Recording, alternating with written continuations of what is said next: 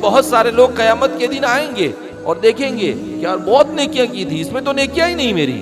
तो वो अल्लाह से कहेंगे कि अल्लाह, एक हदीस में आता है, तिरमिज़ी शरीफ की रिवायत है कि अल्लाह मैंने तो बड़ी बड़ी नेकियां की, इसमें तो नेकियां ही नहीं, कहाँ गई? तो अल्लाह फरमाएंगे क्यों? तो लोगों की बड़ी ग़ीबतें करता था। कहा वो सारी तेरी नेकियां उठाकर उन लोगों को दे दी गई जिसकी तू ग़ीबत किया करता था। आज हमारे मुआशरे में आम है कि आदमी नमाज पढ़ता है, रोज़ा रखता है, मगर लोगों की ग़ीबतें आम है हमारे यहाँ पर। व्हाट्सएप के जरिए लोगों की किरदार कशी करना, ये सब आम है। क्या समझते आदमी कुछ नहीं होगा? अल्लाह के यहाँ हर चीज का हिसाब देना पड़ेगा।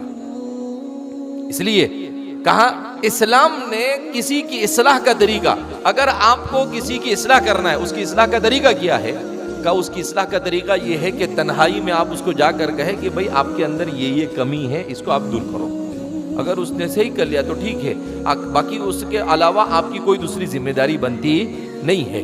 लिहाजा इस बिना पर हमारे माशरे को अकीदे के एतबार से मजबूत होने की ज़रूरत है। हमारे माशरे को कुरान करीम के पढ़ने पढ़ाने के एतबार से मजबूत होने की ज़रूरत है। हमारे माशरे को अखलाक के एतबार से मजबूत होने की ज़रूरत है।